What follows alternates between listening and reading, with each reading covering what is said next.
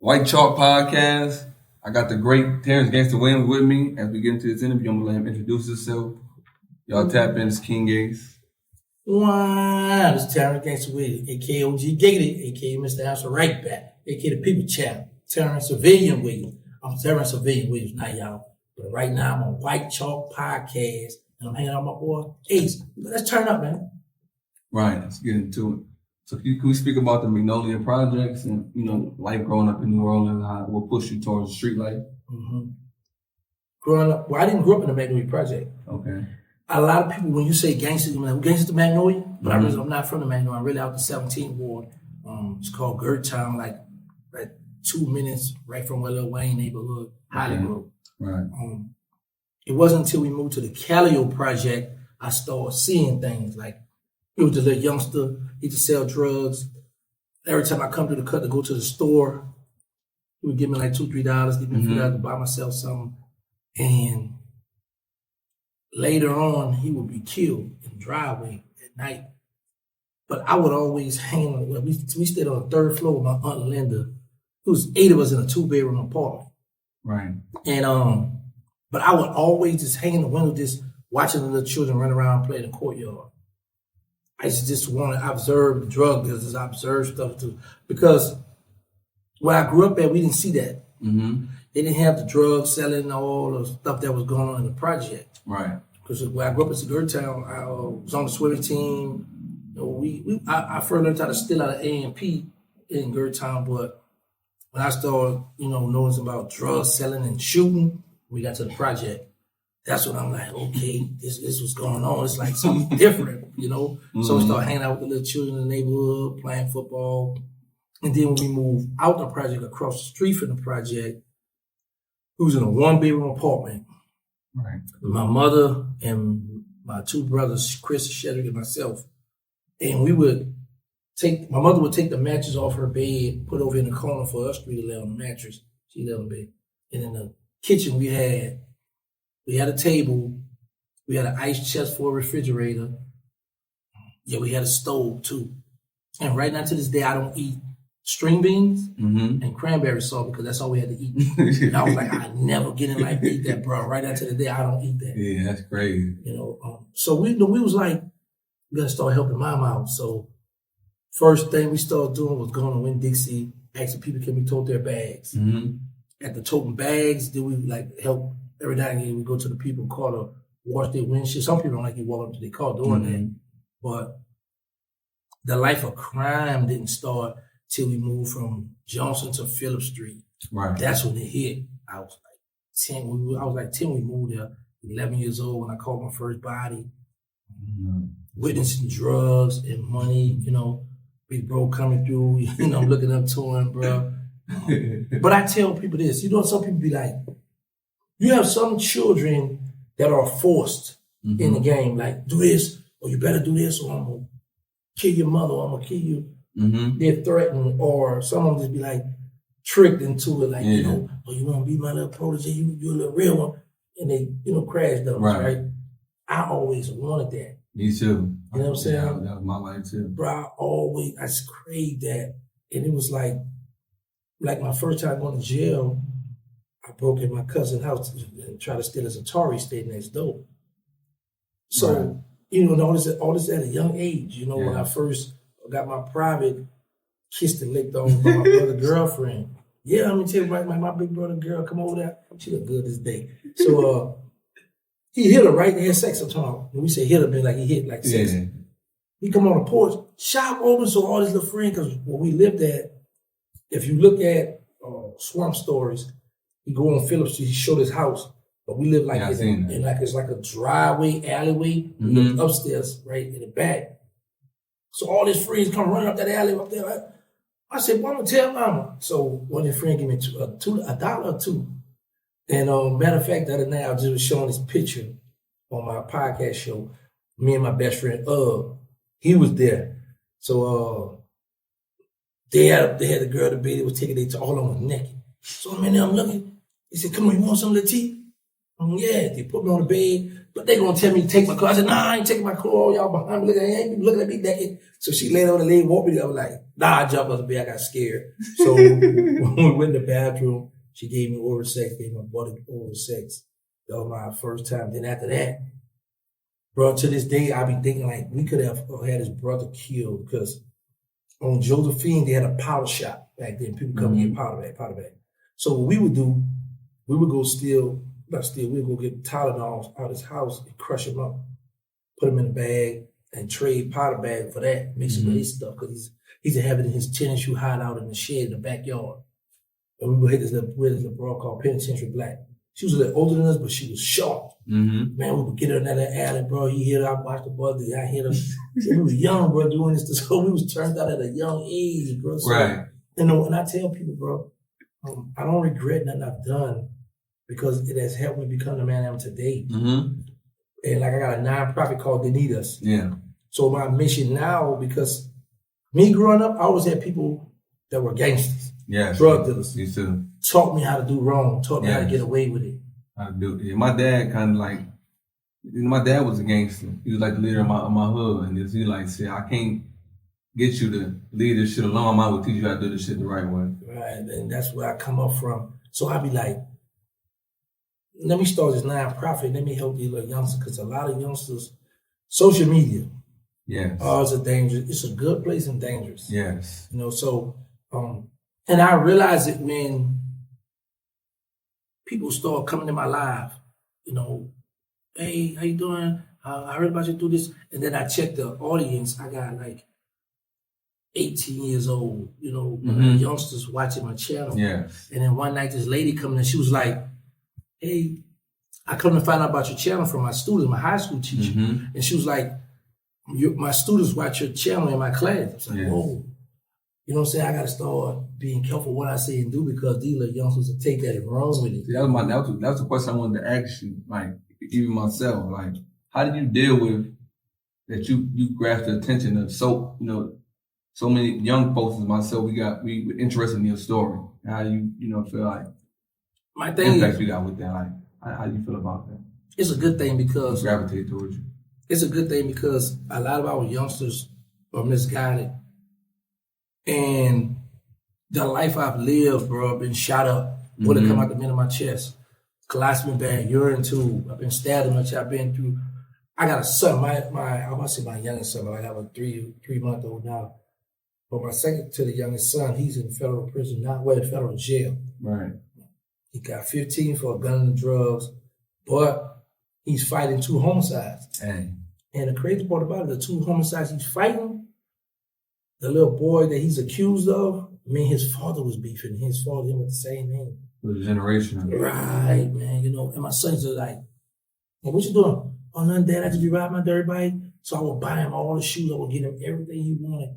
And that's what I love so much about Birdman and Slim. I was able to put two of my daughters, one graduated from Howard University and one graduated from Tulane University. You know, I was able to take care of 10 of my children from prison. Right.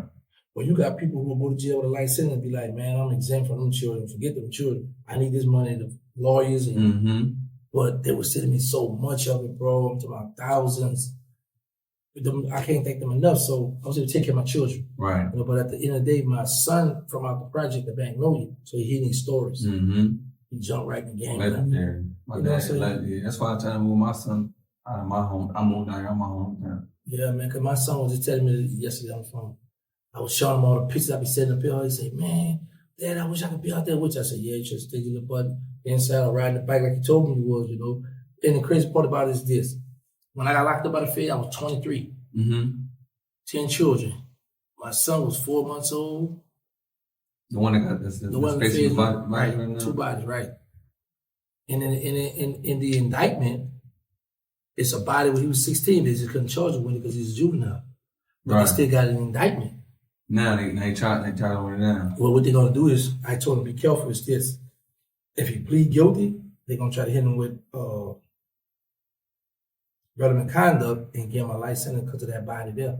That's what they hit us with. They gave me life for 2 bodies. I was never indicted or charged for them. Damn. Because I'm on the phone with baby talking about this gun. We had a gun was called after this project. So I got locked up when I was 23. My son got locked up when he was 22. Right. He's 26 now. with 2 daughters, 2 different women. And I just try to make sure he okay in jail and I take care of children. What was your original sentence when you got locked? I got locked up at 17. I did 7 years. My original sentence was life plus 20. Oh, I had really? I had juvenile life. I know. I had state. It didn't fit. My federal sentence was life, LIFE, in 240 months. Damn. Yeah, life in 20 years, bro. You had juvenile life and you came home. I broke out first. Broke out. They gave me juvenile life in 1990. Mm-hmm. Me and my homies, we broke out in 91. So I did like a year and a half up there. Right. I had till I was like 21 back then. Juvenile life was 21 back then. Right. So by me breaking out, and I caught a attempt murder. I hit a dude around the club. And I caught a murder and attempt murder. No, I caught a murder on robbery. They dropped the murder on robbery and I played guilty. They dropped the attempt murder down to aggravated battery because the guy now, he like right here, and I'm like over here on this corner. And I'm not paying attention to the club across the street. I'm watching. But everybody that moved out from right here, I don't notice at the time. A guy coming from the Melville, he said, hey, he said, don't look right now, but it's the dude across the street on the corner. They're telling everybody to get out the way. He said, he's about to kill you. Right. He said, but don't worry, I got your back. He said he had a 45. He said, I got it small on my back. So he turned around. He had a nylon tank top. The little, not tank, what you call the little white beat. Mm-hmm. I see it down the bottom of his back. Problem is, he walked back all across the street, leave me back by myself now. So I look over there. I look across the street, the dude kneeling down with the gun looking at me.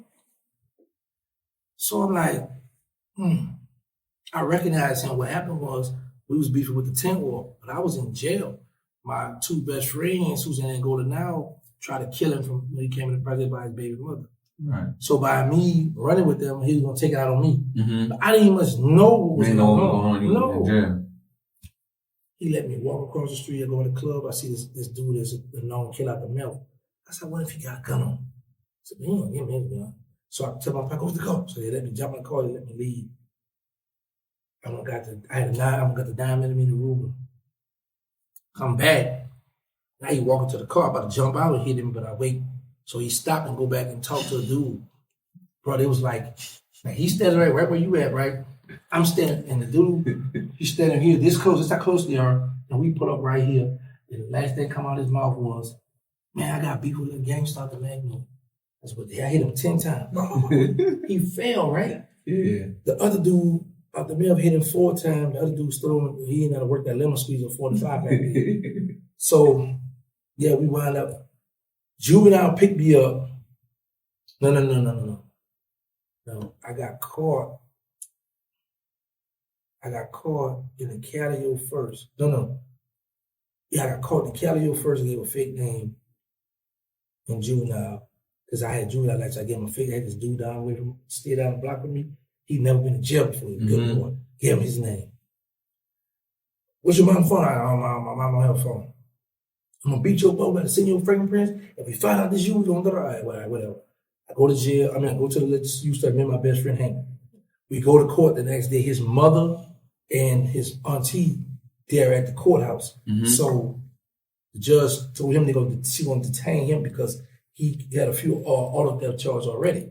So she said, Richard Broomfield, that's the alias I use. I said, yes, man. She said, what kind of grades you making? I said, C's and D's. She said, well, you're gonna be making better grades than that.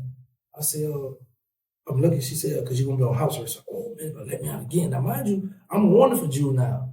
I got juvenile life, but she don't know I'm on a fake name in this courtroom with her. Yeah, she don't know. They released me, bro. Oh, man. A month later, I get caught again in the car with a gun. I don't know what else there. I ain't running nothing, so I couldn't go back to juvenile because the man was going to beat me. They already threatened. So I gave an older date of birth to go to the adult jail. Mm-hmm. Go to adult jail.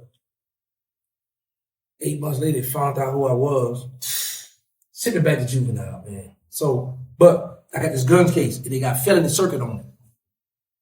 Get to juvenile. The man comes, there's a few of us, and they say, Terrance Williams. I said, yeah, right here. How you feel about being unprotected? I said, man, don't play with me because there was a few guys in here from other parts of Louisiana. Man, am I going to no protected custody? He said, you going home tomorrow? I said, what protected custody? Yeah, let's go. So next day, putting on the Greyhound bus, I go home. So, October, I go to probation. Because the gun case, I called it circle felony, but it really was a misdemeanor. Mhm. It was my first time as an adult. And when you, an adult, juvenile don't let you on the compound because you consider, I don't care if you 18, 19, you're gonna be considered an adult once you got probation or you got a conviction, so they don't want you back on their compound. So that's how I ducked the juvenile life, because I caught the murder. I caught the gun. They brought me back up there. October, November, homicide come got me for the murder and the attempt murder. Brought me back to down to the juvenile. But when they brought me, because this is what I tell a lot of those young guys, and this is why I understand why a lot of my people are upset with me. Because when they brought me to that homicide division, they had a board up where everybody was most wanted and all that stuff, people who wanted. The man thought my mother was gonna make me cooperate. Yeah. So he had that little old typewriter ready to write my statement down. It happened to me before too, yeah. He said, hold on, let me call your mother. You call my mom, don't say shit. My mama said, she said, tell me you want to see me, tell me you want a lawyer. I said, yes, ma'am. I get that man that phone, he had that look. He said, you being booked with first degree murder on around. I'm like, dang, all right. So he brought me to Paris. Then he come back, he said, oh, and you think you slick? I'm also charged with the attempt murder. I'm like, how you know about that? So then what happened to the guy who I hit up, he was coming to court. So we got into an argument in court, but I turned back around. My co-defendant, he's deceased now. He argued with the guy. They booked him with public intimidation. So the guy that was coming to court on who I shot up, he wound up trying to rob a bank. That the high-speed chick got caught with the gun in the mask. So now you ain't got nobody. So my co-defendant offered him probation. He hadn't got on the stand. And he said it was he the one shot the guy, he took the charge. 2 weeks later, they want to offer me probation. I didn't want to take it because I felt played, because I was trying to give me 99 years at that time. But I was like, killer stone. He was like, man, take it. Come on, chill with me, man. I'm like, all right. I went on to the probation. And now that I got probation for a felony now, juvenile don't want me back on that compound. So 93, because I want to put it. Who's Killer Stone? That's the big homie? Yeah, it's the big homie there. He gave it a nickname, Lil Gangsta in juvenile jail. He was, when I was there, he had some of the best pair of hands. Man, listen, I watched that boy fight. It was like the greatest show. You know how people grew up like to watch, like Devin Haney now, Shakur Stevenson, the big youngsters. That's how Stone was. Yeah. You look like we had Javante Davis, that's my guy. Yeah, Javante Davis, you know. We had a elementary and a high school on the compound. We had different dormitories. So we had this thing. Talk that talk, let me see you walk that walk. Because it was a long walk with a little shed thing over it. And you just get stole off. If you ain't know how to fight, you learned how to fight on this thing, right? So I just like this to, couldn't wait to see him get into a fight on this walk. But he was bad boy, man. So he gave me that little gangster. You know, he had the Magnolia Project. Come home. I remember this man had me come home, bro. First he showed me he had a white garbage bag in my room with money, bro. But I'm thinking he bought it. He going half with another homie on a 4.5. Like, you know, back then, like the 4.5 it was 3250 back then, or something like that. So, you know, they'll give you for 2800, whatever you do. But he going half, man. But I ain't gonna lie, man, within a month or so, bro, he started getting them bricks. He started balling. So doing it started was already home. Then I come home, then Mosquito come home. The hot boys, we out. He the big dog, I'm in the project. It's all kind of beef going on. We get money, taking his. Man, we was cutting up, bro. So what's you know, y'all had a real notorious, the Hot Boys. You speak about that, like, New Orleans, they had the murder, right? Lil Wayne used to always hear about them from the murder capital. You niggas baby buck, like, the Hot Boys. Y'all was very influential. Y'all had a, you know, very notorious reputation. So can we speak about that? Yeah, when I went to jail, I was 94. That's when we really started coming together. We come on 93, but I had murder rate, right? 93? Yeah, 93, 94. I think 94. It was either 93 or 94 murder cap. Right. But I know at that time I hadn't been in jail for a few murders. Like you would hear Magnolia Slim, what people know as Soldier Slim. You hear him say, if in 94, if you was off the porch, you a gangster. If you survived 94, you a gangster. Yeah.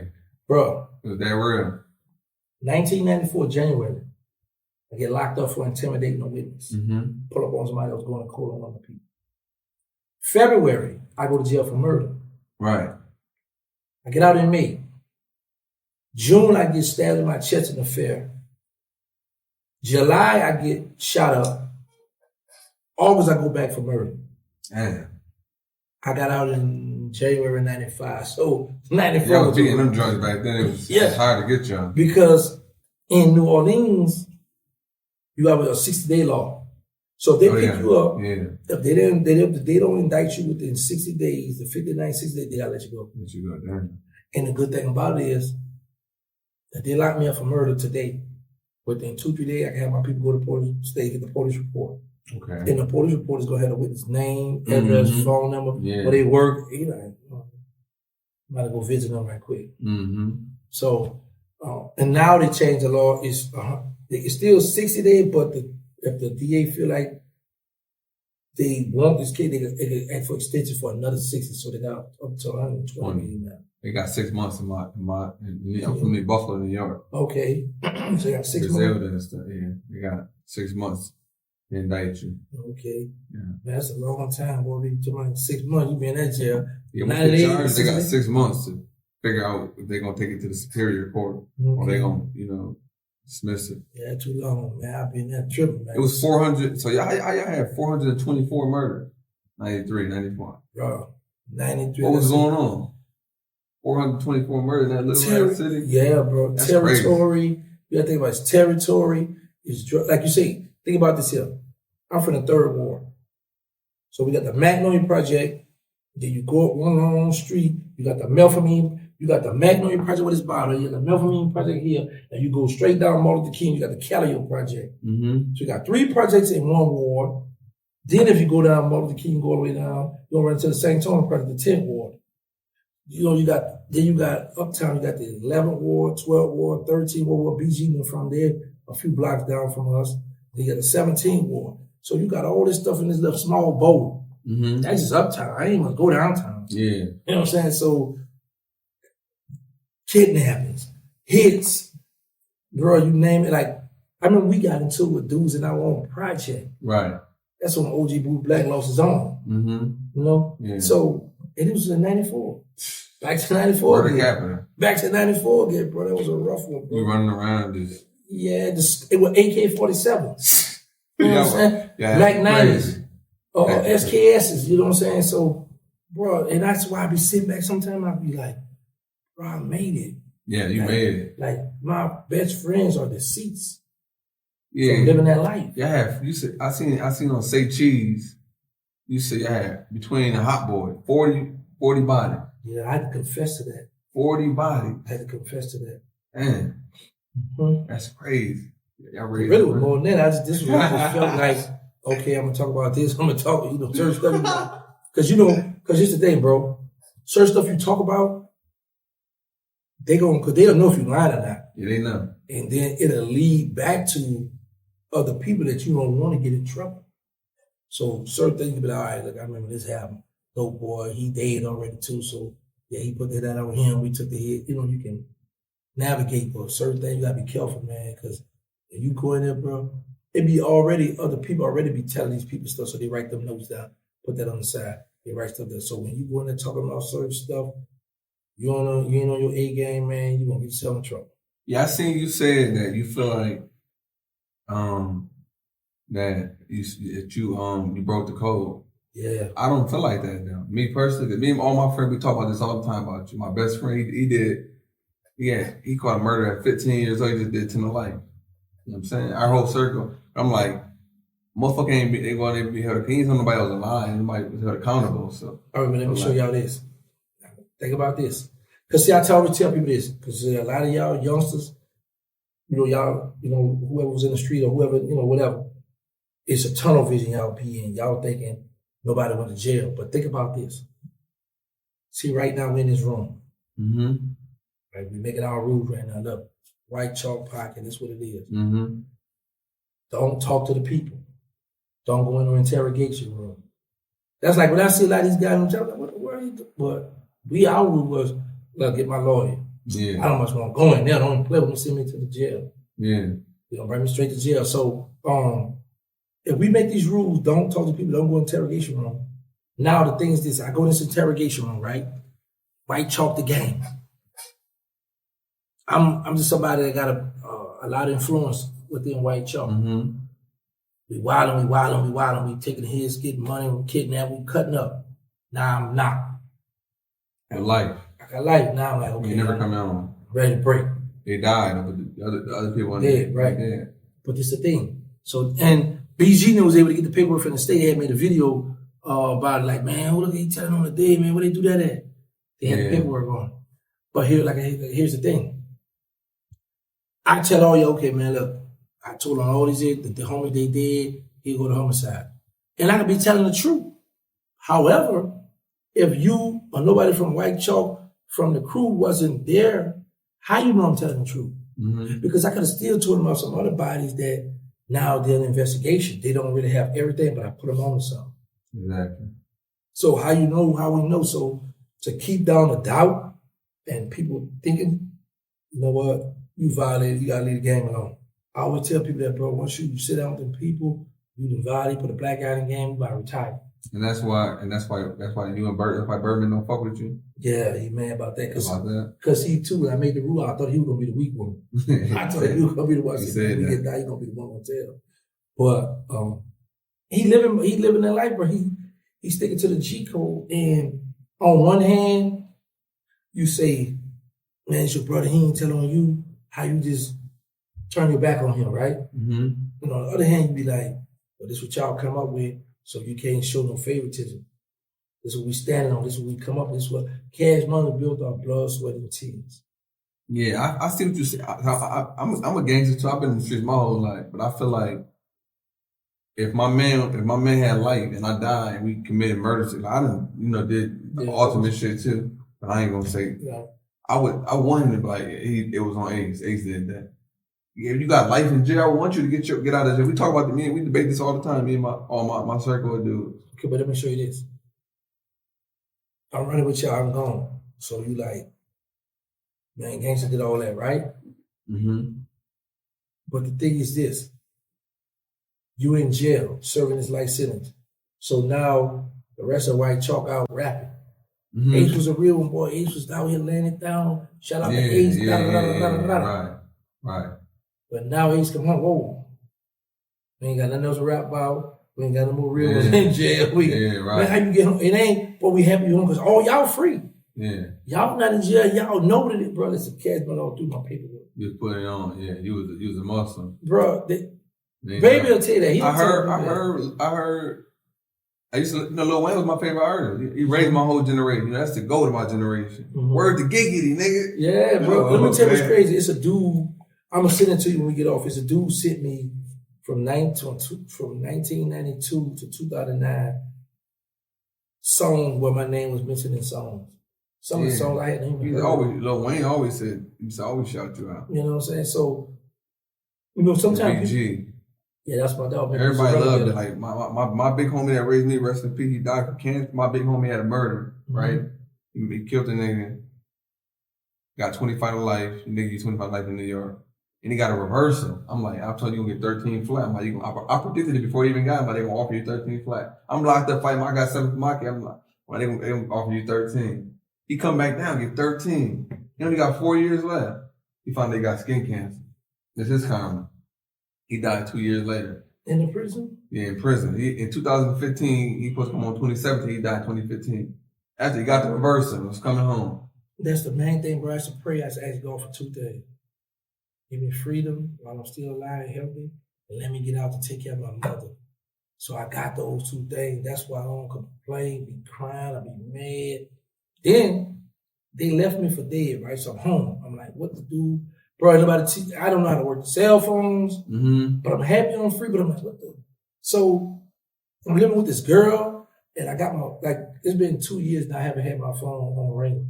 Yeah. Because I'm traumatized now, because I had a thing on ringer, sitting on it, and bro, I have it sitting on the windowsill, right? But this is what she do to me.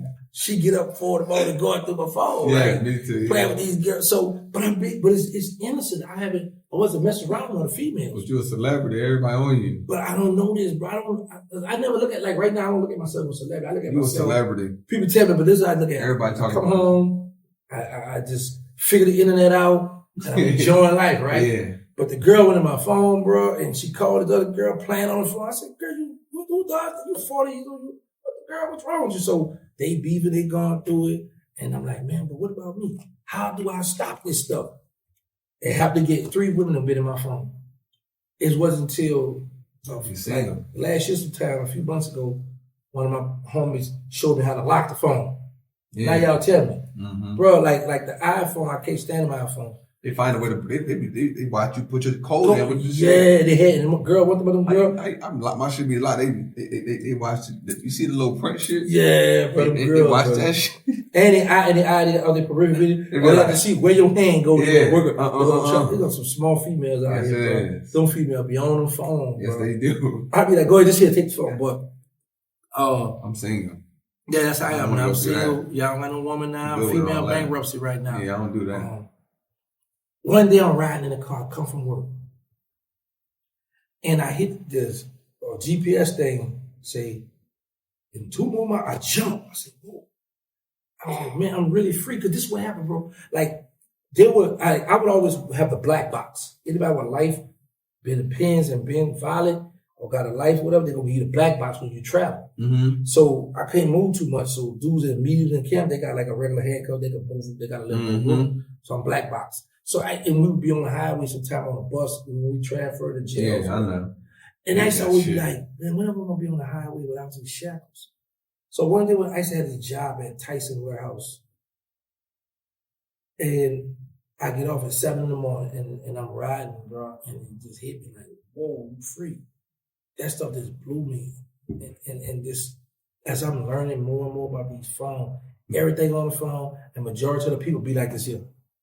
Motherfuckers don't realize what we go through in them jails. Man. And this the thing, bro. They had cell phone, but I was scared. I was scared to play the phone because my cellie from Baltimore, he was on a cell phone. The phone got knocked. 20 other people in the dorm got a write up. So they know how to go. So I was like, you erase the number. Yeah, you got the numbers out there from everybody using their phone. So they had me see. I was like, I ain't doing it because every time a law come out, they look to see if you got write ups. So I'm like, I can't afford to get write-ups. Like, I got a write-up for stabbing a dude. I got caught with a 10-inch shank. Me too. You know, I got caught with making hooch. Yeah, so. Knife. Man, let me tell you about that. Fighting police. I was making that. That was my first write-up. Yeah. Look, I called him. My first write-up on my 7-year bid. I was in 28B, like bottom. You know, everything mattered when they write that shit. But the nigga wrote me up, but he found the hooch at 28 top. I'm on 28 bottom, but I go to the box for this shit. So the Super Bowl was February 4th that year. It was 2013. I'm in the box. I'm like, yo, listen. He put 28 top. 28 top. I'm in 28 bottom. I can beat you. If you go to Albany, the Central Albany, I'm going to pay. I'm going to beat y'all. What I will cop out to, just give me 40 days. Let me have the day before Super Bowl. I'll take the plea. Wow. I told the nigga who gave me to him, he's like, all right. Smart. You got me, all right. You think he's slick? I'm like, okay, give me 40 days. Yeah, that's I got out the day before Super Bowl. I mean, I went to the whole investigation for drugs, and baby cut me off for 6 months. I went home for 6 months, cut me off. I needed that because I'd never experienced doing bad, nothing, and the whole. That whole. Yeah, bro. Boy, that shit. But the crazy part was this. I used to show love to so many people on the compound. So when I was in the hole, I had Mexican. You know, so Mexican, my lifetime, I went to the Fed. So I had Mexicans like, Migo, I want to see your line. So I sent a line across, they sending me candy, they sending me batteries, cookies, they showed me love. I'm like, wow, that's why you be good to people. Yes. We're going to return it, right? So, but I needed that because at the end of the day, I never know how I felt too bad. And I always hear dudes like, man, I messed up, man, I ain't got nothing, I messed up. So I got a chance to experience that. But man, like I say, they took care of me, bro. And you know, but back we talking about the phone. So let me tell you what happened to me just recently. So I always travel with these phones. I have an iPhone, right? But I only use this iPhone for if somebody send me music from iPhone to iPhone, the quality is better. Or if I want to see somebody on FaceTime, do it, right? But my favorite phones are the Androids. Okay. I love these phones. I can work these better. It's not complicated. Okay. I forgot to put my Wi-Fi on my Android because I got where you can put the headphones in here. The thing be falling in my ear, that Bluetooth stuff. So when I couldn't work the phone on an airplane from a Wi-Fi, I said, oh, people always talk about Apple Music. Let me use this one. So I'm trying to find out where I can stick the thing for the headphone. There ain't no for the headphone, right? Mm-hmm. So I'm like, I can't listen to music. So I'm sitting here. All of a sudden, a pair of headphones pop up on my screen. I said, I look over to the left. It's this little young boy. I said, hey, this you? He's like, yeah. He started laughing. He reached and turned something off. So I said, say this here. If I was the only one to talk nasty to my girl or porno or anything, he could hear it. Because his Bluetooth hadn't jumped to my... I said, these iPhones are dangerous, man. Yeah, that's crazy. You know, but all the time I use this thing, I say for that, but my main thing, bro, is Galaxy. It's simple. It ain't much to do. I can work it better. It's, you know, it's just something simple, you know. I wanted to ask you, I watched on the Say Cheese interview, you know, y'all spoke about Julio, right? And you gave a great take on that analysis. Now there's been updates to that case. Yeah, so 5 people have been arrested, you know, and it came out that they was following this dude. You know, they hopped out 2 different locations. They say with the girl that is Airbnb. You know, so I want to ask you, what's your thoughts on that? And you feel like they're going to be charged with premeditated murder? And what do you feel like the outcome going to be? Back in my time, they were looking at the death penalty. Now, certain states are being a little lenient. My heart went out to the young girl because I know how females are so quick to be influenced. Yes. Want to be down. Mm-hmm. Then I'm looking at, this will blow me with all these gangsters to this day, bro, is how in the world we have social media. Social media is constantly over and over and over and over showing us how this person got caught. The cameras everywhere. But in our young minds, we always think, oh, we don't get away with this, we're going to slide here. How y'all go to Airbnb and somebody's name? I saw that, I was like, what? I was just saying, want to do a video on it. I was just shocked. Well, the people that got it. They killed Julio. Yeah. Airbnb. The phones got pinged, license plates pinged. The other thing, the cameras on the doorbell. Yeah. So they got him. I'm like, come on, man. And that's the first thing. When I was in prison, bro, they had this thing called Almost Got Away With It. And then the Almost Got Away With It. Yeah, I seen it. I've been watching this. Yeah. First thing I learned, the cells, the towers, your phone ping. They got you. I said, oh, okay, I know I ain't gonna never bring my phone. God still be thinking evil when I was in prison. Mm-hmm. I said, okay, I know I can never travel with my phone because that's how they booking these people. Yeah. Their phones in that area. And I know everybody's seeing this, right? So I'm like, man. And I was just telling people, I said, bro, if they had social media back when I was out, we was already murder cat. Just imagine. That's how I want to ask you that question. You had the same legacy if y'all had social media? Yeah, because we was studying. Y'all would have been able to see our rise more. And, yeah. Because we used to be, like, we still got photos and pictures of it, boy. Man, I seen your picture. I see. Yeah, we were cut up, bro. You think you'd have been the same year? Yeah, because like I say, because let me tell you something. Dudes were so scared of me. Like every time, like when I got shot up, I had a colostomy bag. Mm-hmm. And the colostomy bag, you can't control it. It's past there to blow up. Mm-hmm. So I would be hanging out in my shirt. Oh, he's strapped, man. Be careful. They think I got a gun on them. All that's my colostomy bag. Mm-hmm. So every time I don't have to bring them out, just my presence. And they know I'm going to bust. Yeah. So I be like, man, I'm going to bring my gun. Then the police might be out there. Blah, blah, blah. But, bro, there's social media. That's the thing that be really hurting me. I be like, man, when we was out, we didn't have all that. So we got caught up. We did a lot of ignorant stuff. We got caught with the phones. They tap our phone. Okay. We had no heads up. But with these generations, they got social media. Social media is just crazy. They coming on their son. Yeah. But let me tell you something was crazy. I used to tell my son all the time, son, what you doing? Don't be posting. But Dad, I ain't doing that. Dad, I ain't posting nothing. Why on the indictment, he's the only one they got with guns as long as my arm. He the only one they got on Snapchat with all these guns. And I'm like, bro, what these young boys, you know what? I had got to the point I was like, okay, I'm starting my nonprofit. It's called They Need Us. Mm-hmm. And I'm like, I'm going to be a mentor. I'm going to help as much as I can. I know I can't save the world, but I can only just talk to these youngsters to let them know this is what I've been through. This is what I witnessed. This is what I saw. And sometimes it'd be hard for a person to fathom it because they haven't went through it. Right. Even like with me, like when my homie Killer Stone told me, man, you can 10 years for talking on the phone. I said, man, people can't get no Feds, because I was used to the state. Yeah. The one time I went to the fair, I started hearing about conspiracy and all this stuff, right? They using character witnesses at the grand, all type of stuff. Man. They using their music against them. Character witnesses. Yeah. You know about that? Yeah. That's crazy, right? That was T.I. was a character witness for the case. Yeah. And that go along with, if you got to influence a good person, all right, they're going to trick you. You're not telling on the case. You're just saying how you feel, and the jury take that consideration. Right? Yeah, you know what I'm saying? Crazy. So I tell people that kind of stuff, bro. They watching us. They had like 400 and something like. And this motherfucker got more people in your neighborhood testifying to your character. Like they trying to really bring people down. Man. But when I saw that young girl was involved in riding with them doing it, but let me tell you what's crazy. I had told Crypto Jeezy, my podcast partner. I said, bro, let me tell you something. When we be looking at these things, I said, bro, I'm going to speak from a stepper perspective. I'm going to step out my civilian and go to the stepper perspective. I said, bro, with these cell phones, that's another thing I like these iPhones. I said, you can drop your location.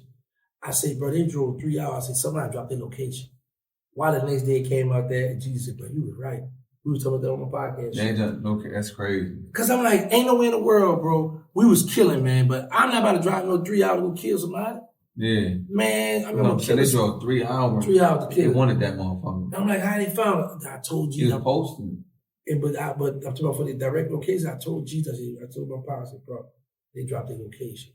I said, on that iPhone, you can drop the location. He looking at me, I said, bro, I'm telling you, somebody dropped the location. So she was there? You think she was there? The girl. One of the bitches was there when he was inviting everybody, all the females come to the air. But she dropped the Airbnb. Damn. Yeah, that's how they got it. That's crazy. And I told my partner that, man, it came out, bro, that would happen. I was like, they wanted him that bad. She went to the Airbnb. That's crazy. But think about this. You got the rappers with the phone digging up the graves. You got the rappers. He wild. He was wild. I seen he just got killed. That dude. Mm-hmm. From Philly. Right. Philly. What you think about that? Man, you saw the deal with the brother? One of the dude with the brother got hit? No, I seen a dude that was digging up the grave in Philly. He just got killed. They didn't send that to my phone, but I had the other one. I got it on my phone now. 3 rappers that got killed June, July, August. No, not that one. It's another one where this guy in Philly killed 3 people. They couldn't catch him, so they was sitting in a car on a corner. Mm-hmm. His little brother riding a bicycle. Soon the brother rode the bike by the car. They threw the door open and he fell in the middle of the street. 3 of them jumped out and gunned him down. 40-something times. He kept his head up when he was down. The dude turned around and went down him. Hit him in the head. I said, man. But, you know, when we was coming up, man, we had rules. Like we didn't hit nobody, mother, children. And I understand the casualty of war. I understand ain't no rules, it's all fair game, but we was so sure of ourselves that we was like, and we had to keep in mind, we lived in a little small city, so your mother, your grandmother, grandfather, they gonna your mother, yeah, you play all right, you know what I'm saying? So we kept it within our beef, bro. But now these little young boy, it's gonna be what it's gonna be. When I first got out, bro, I went back to New Orleans. I see the little young boys, they get the shirts polka down, they clutching. I'm like, man. So we ride in the car. But I'm like, now nobody don't know I'm home yet. Yeah. And every time my mom said, Terrance. I said, yes, ma'am. She said, baby, cars are going to go the same way we going. She said, baby, cars going to turn how we turn. I said, yes, ma'am. But mama, I just feel, and just looking at that city, I said, I ain't going to make it. I wasn't going to make it. But let me tell you what's crazy, bro. Look how fast the devil worked. It was my mother in 20-something years, first time having all her children home. Mm-hmm. So we take a picture together. I don't know the magnitude of social media, bro. My brother posted on Facebook. Oh, man. Man, bro. You home. So many of my little cousins, when I was young, they coming in the house. That should be crazy. And they got these guns. Yeah. Bro, it's like 10 of them in this bedroom with me. Everybody got a gun. Everybody in different cars. I'm like, these little young boys, they stepping. So in my mind, I'm like, boy, I'm going to take over another little hood in New Orleans. Boy, I got these little killers. Yeah. Then I said, boy, you just did 23 to 10 months. Yeah, because it was so good. Because let me say what's crazy. I'm looking at these little young boys. I know they were little boys, but I know they look like my cousins did. I'm like, your mama, this would be your mama. This such as your mama. But I don't know them. I can't remember. They was babies, bro. They was little. Yeah, but they grown now. Yeah. And then that cub. And these three here looking like so these might be brothers right here. They were here this one. But I'm looking at these little youngsters in here. And then they little calls. And I'm like, man, they grown. But then I had to snap back. I said, bro, you did half your life in prison. How long you did? 27 years? No, I did 23 years, 10 months. Damn. I got locked up at 23 and did 23. It's crazy, huh? Right, that's crazy. You did 20, that's a long ass 23 half years. of my life, bro. So Half I'm like, and now that I'm out here, bro, I be like, oh man, I don't never want to go to jail. Me neither. All I did was 7. Man, 7 too. That's a long ass time. A day too long in prison because hell yeah. Within 6 months, you would take like 90 days to build a house. So I've been calculating stuff. I say, man, like typically we out, bro, and this be a vacant lot. We go to jail, come home a year, like, man. All type of shit. Yeah, new stuff all around, So I was like, man, time ain't worth it. It don't wait for nobody, bro. So when I got out, man, I was happy, and I just started taking my time. I remember I left this girl house. I moved to this 2-bedroom house, bro. I didn't have no furniture in that house. I had my prayer rug, some clothes. I made a pillow. My mother drove from New Orleans and drove to Texas. We went to Walmart.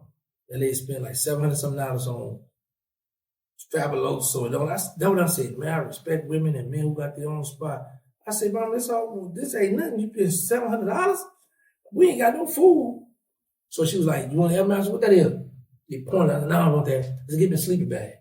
Got me a sleeping bag, got me a pillow. You want a TV bag? I said, no, I don't want a TV, Mama. I felt bad she had to spend that much on me. So I got this house, bro. I had me a job. First place I contacted was rental center. Mm-hmm. I got me a refrigerator. I got me a washer and dryer. Then I got me a bedroom set. And I got me a 32. I still got the TV just there, 32-inch TV. And what freaked me out is I turn it on. When I left the street, it was on the 12 channels. Mm-hmm. Just turn the channel, pop, pop, pop, pop. Right.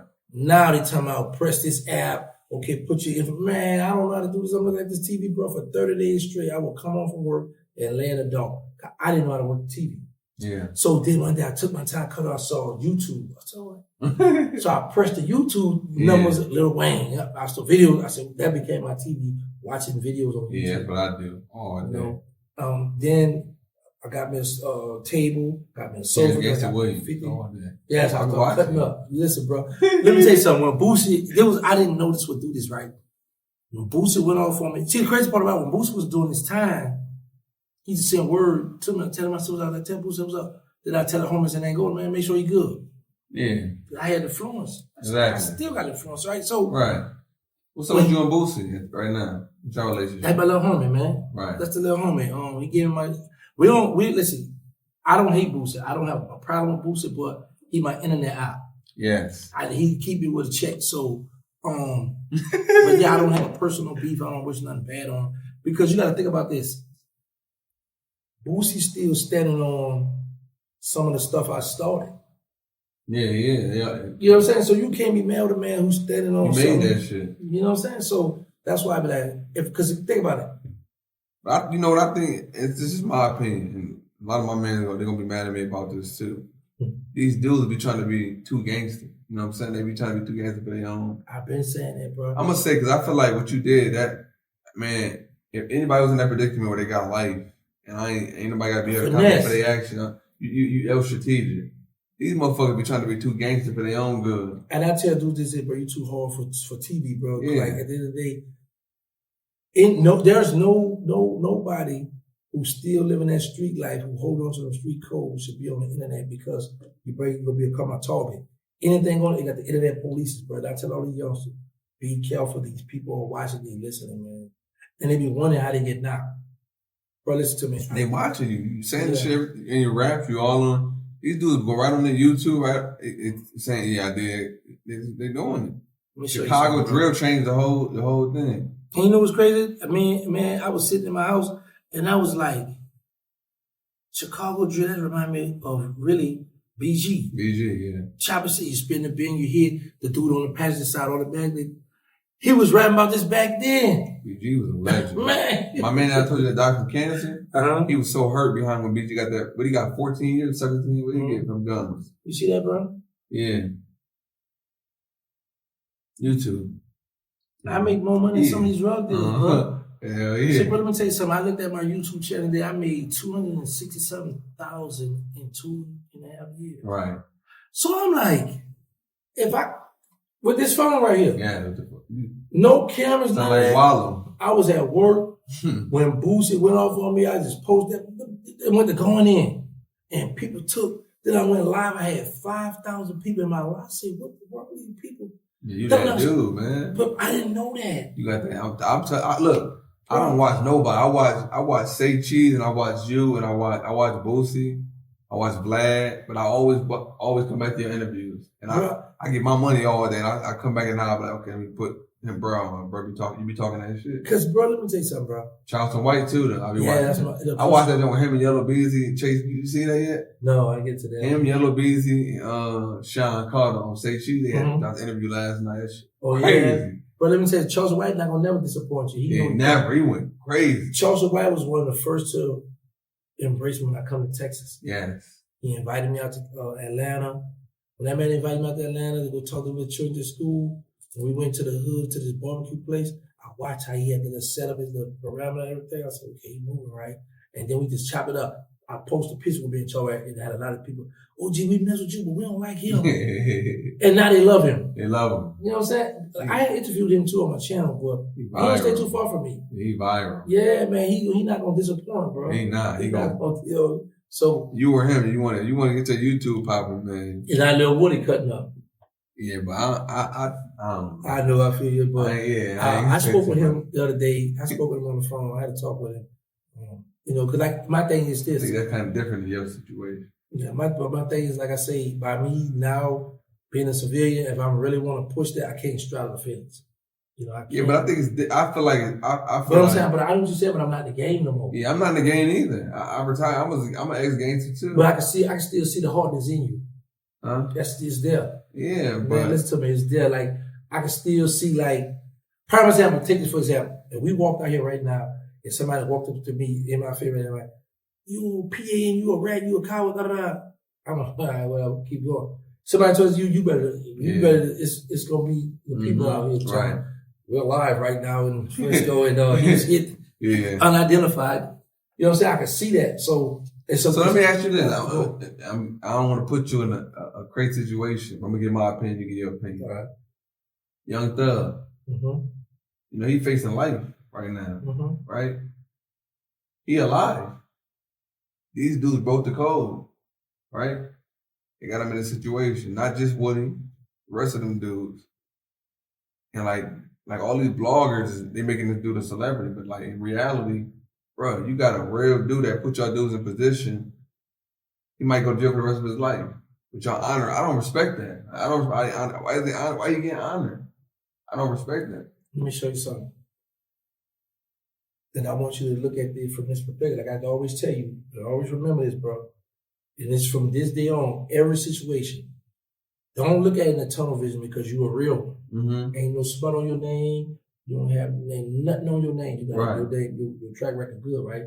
So sometimes don't look at, always say, hold on, let me take a step back. Right. I know my way, but let me see why let me look at it all across the board, right? Right. And what I'm about to tell you, I want you to think about this. On YouTube, the people who are classified snitches and rats are winning. They're winning. These dudes but now, let me show you this here. Let me show you something.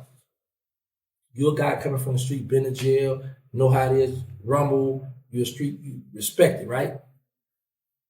And I always tell people, it's too many gangsters on. I don't want to log on YouTube and listen to a street dude or a real gangster talking that because I'm a gangster. Yeah. I don't want to hear that. Beat it. What I want to know is this other guy that's labeled as a snitch that was a gangster, why did you fold? Oh, okay. How did you fold? Yeah. Because I'm a real one. I know I ain't about to fold. Right. So it's entertainment. You know what I'm saying? So I be like, okay, this is what it is. Everybody is. So, people come in, then it's fun with it. But in your mind, you're like, man, I know the one thing, I wouldn't even deal with this guy. This guy is snitch or rat. But I'm going to look at him and see what he's talking about, what he got going on. Because I know I'm not going to never do what he's doing, but I want to know what triggered you, what led you to that. Right. Like, how did you get there? Yeah. And because I be like, me personally, right? If I was still in the streets or still active, I don't want to hear from no guy on YouTube because I'm like, because I'm just sick, I'm moving how I want to move. Right. You know what I'm saying? I don't want to see that because in my mind, I'm like, okay, you a killer, I'm a killer, but I'm going to kill like this, you going to kill, I'm going to beat it. I want to know the ones who got caught and how you got caught so I know I can't make that mistake no more. YouTube has become the new TV.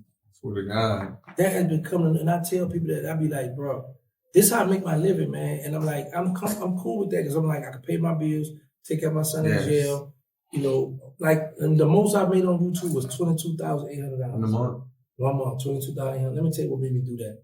When I first started YouTube, I had made, it was in the middle of the month, so I had $2,500 plus another $5,500. I had like $8,000, but they split it. They gave me $2,500 first, then they gave me the next $5,500.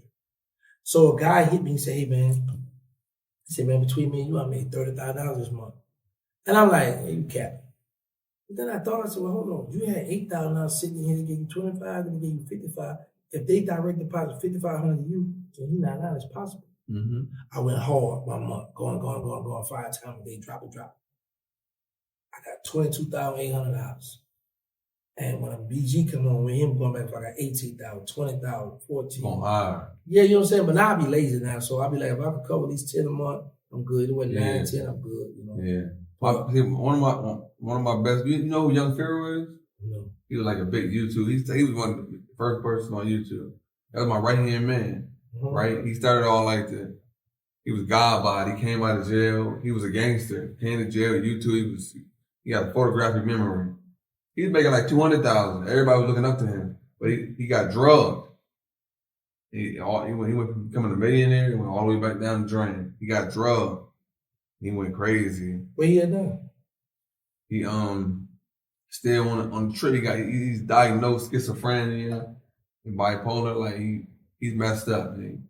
Man, I thought I was messed up. I ain't got me a therapist. Oh, he fucked. No, this dude. Now people be like, this is my heart.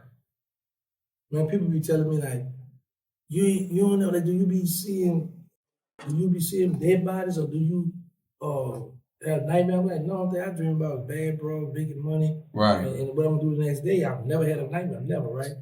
But I was on Real Life Street, so people actually, I need to see a therapist then. So I get to see a therapist. What we gonna tell this therapist? We ain't gonna tell them our business. They got an obligation to say, I went to therapy for 2 years, but I want to tell them now I did it in the street. I want to have sex with my therapist. That's why I was like, you did? Yeah, I want to hump her. She helped me a lot with like relationship shit. I'm the love doctor. So that's what I'm saying. Listen, how you fuck therapist? I gotta go. I'm a bad boy.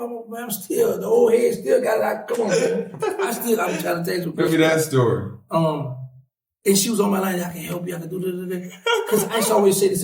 Let me show you how you reverse psychology. Female therapists is already a challenge, right? And I always say I don't want to talk to a therapist because how can a therapist help me? And you haven't come where I come from. You went to school and studied this stuff. You haven't been in the trenches, so miss me with all that, right? Oh, I can help you. I'm saying I can do this. And once I look at her and she looks nice, I'm gonna give you a shot. Because always remember this: even though you have an education, even though you help people, some people you get through to, you're still human. You still got feelings. Yes. Because when you finish your job, when you go home, you still got a family. You argue. You still get horny. And you just got a good talk there. You just got to present it. And I clean up real nice, so I don't look my age, and they be on me, man. You know what I'm saying? That's why I be able to that's why sometimes I keep the rather let the youngsters know that not y'all age. Yeah. I'm out y'all way. And I'm like youngsters. I be scared of the youngsters. I be like, bro, I step. But man, these little young boys ain't playing today. So they not playing. Yeah, I try to stay in my lane, bro. But yeah, man, we kicked it. I wind up. But the thing is, what women do, women say, oh, I'm good. Or like, I ain't trying to do nothing. I know we friends. But once y'all have sex, the next day she say, so what are we? Nothing? Yeah, we ain't nothing. What you mean? I told you what it was when we first did this. Yeah, I ain't doing that. Then they hit you with this here. Oh, I don't mean to buy you. Would you like to go lunch today? Well, I don't mean to buy. Well, if you don't mean to buy, why you buy? I say that I'm the bad guy. Oh, you so mean. You so blah, blah, blah. No, I'm just saying on what it is. So, but let me show you something. I want to be dope, and that's it. You ain't trying to be dope. Let me point something else out to you. We were talking about these gangsters on the internet. You ain't never noticed this, that. I know in my time, when I come up, it was the men that would sit back, be plotting on how we could throw somebody in the cross or how we could set somebody, how we could do something for us get these drug ticket hits, whatever. The women were in the beauty salon. gossiping about who they had sex with, who got the hottest car, who the flyest, right? Mm-hmm. Now look at this right now. Right now today, I always tell people things have changed. Right now today, the men have took over the females' job. Yes. It's more men on the internet gossiping, fussing, and all that, and with myself included first. Mm-hmm. I'd be like, man, this is crazy, man. How we on this internet going back and forth as men? But you get paid. That's different. That's a fact. Like, this nigga's talking. Niggas is trying, like Charleston White always say, these niggas is trying real hard to die. Man, bro, that's what, bro. That dude was at the dude gravesite. He got shot on his birthday at the gravesite like this. He said 3 dead, 1 shot. Come on, you had to man like that's crazy. But you know what's crazy? What I look at when when my best friend got killed, when I found out who the brother's name, I had a T-shirt. Yeah, the T-shirt. Yeah, I seen that name. So that's why I tell people a lot of stuff. It's nothing new. How it says nothing new under the sun. Yeah. You know, so we did the trolling too. But now that I got a chance to, it's like how you play chess. Me and you sitting here playing chess. I grab a piece and move. There's always somebody that's right there going, and you know, like, what I miss? It's always the person on the side can see it better. So I said now that. That's why I was telling you, like, that's not a good move. Or they want, man, not talking, they're flinch up. Anybody say that was a bad move for you to put that on your shirt? No. No, what I'm saying is, like, for us with the internet, how now that I'm not in the game, and now that I get the chance to look at the game, you like, I see a lot of stuff like, man, that's crazy, man. Why we doing this? Why he did it? Like I do y'all feel me? I ain't in the game no more. We viewers. Right, you know, content. I'm in the audience. I'm a content creator. Facts. I ain't in the field no more. I'm watching these motherfuckers. So it is our job to look at this report. Shot their motherfucking head every day. Like how they jumped on that dude when he was walking with his girl and his children. Add him out. In Chicago. I was like, Cardi. Man. Bro, I remember one time with my old head, he was a notorious hitman. Yeah, he was a notorious hitman, bro. We put up on a car, his dude's in the car with his mother. And my old head told him, with the children in the car and his mother, he said, "Day your lucky day." And we just pulled off. So I'm like, we didn't do a lot of stuff that they do. And that boy jumped out and got his man. Mm-hmm. And I understand there's no rule. You got to catch him when you can catch him.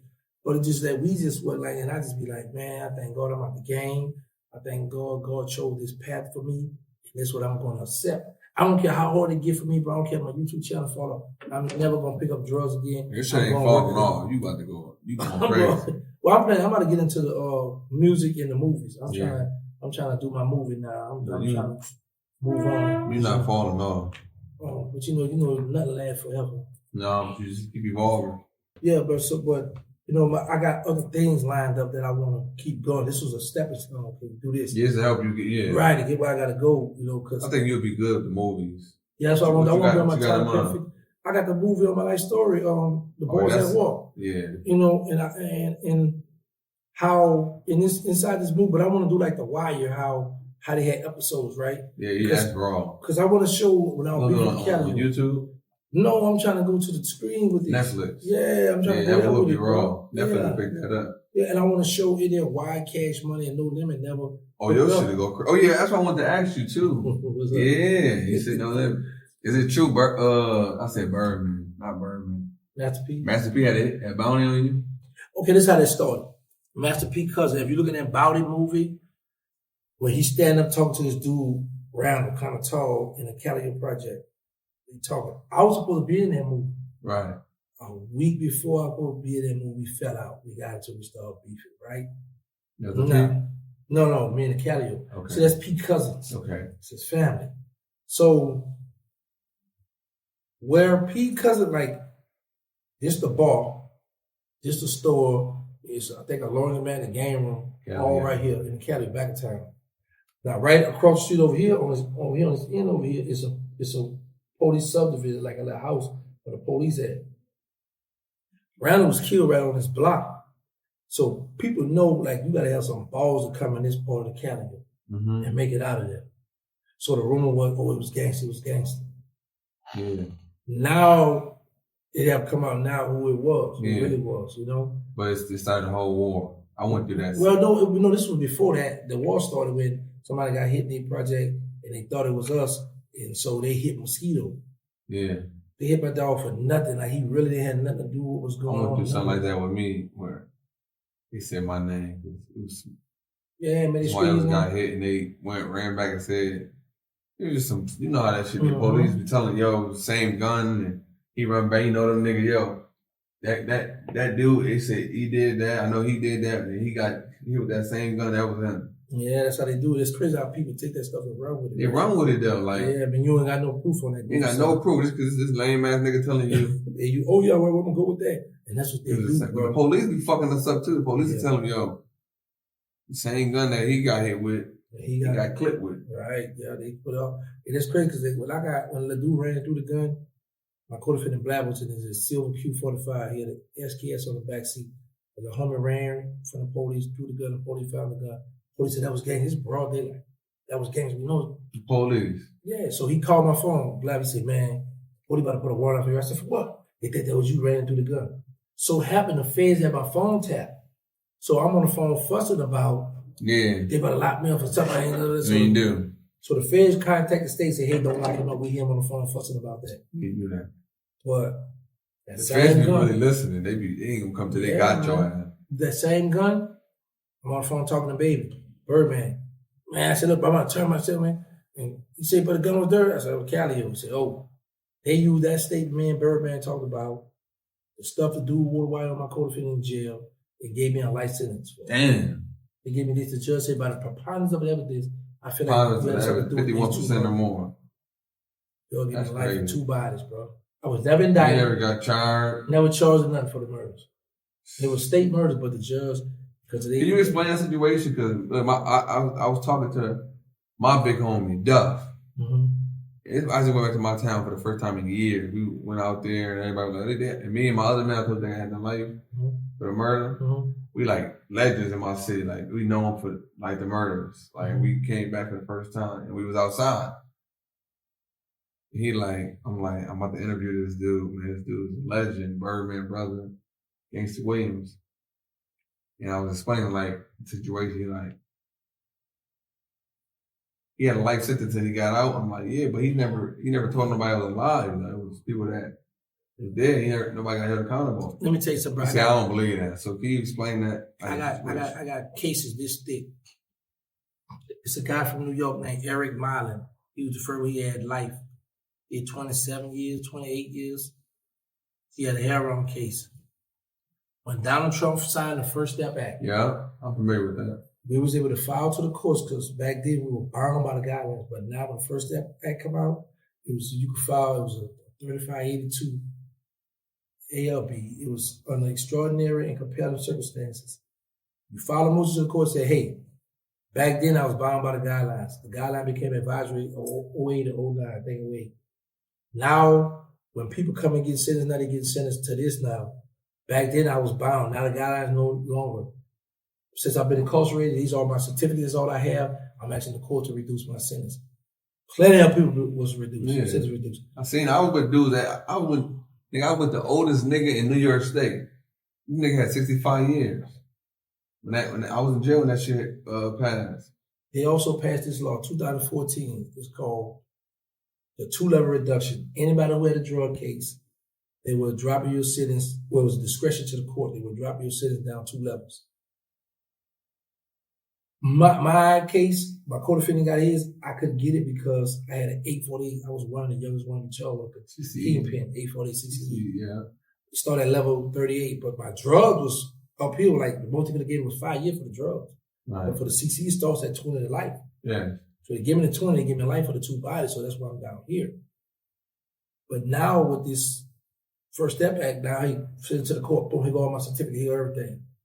But my problem was every time I go to court, it would bring up these murders. The murders. It was like the district attorney on some bag and shit. It was in my sentence. He ain't showing no remorse about these murders. And I understood because it was like, yeah.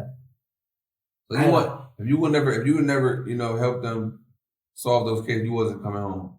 They kept hitting you. I don't know. Eventually, you probably came home. Eventually, they might have been like, you know what? He filing. We keep denying man because of that, which is state stuff. We don't got no give him a break, right? You have never that you committed these murders. Because this is what I was doing. I went to college, LSU. correspondent. I did Ashworth University. I had my own non-residential drug class in prison. I started a class called I Can Go On Be a Better Man. Me and this white guy, and we would prepare people to get ready to go to the streets with a life sentence. I had a life sentence. I'm still helping people. So I would get certificates for all this stuff. Yeah. So I'm getting all these certificates. I'm building up. Then I start my nonprofit. The first nonprofit I started was called Hug the Block. Yes.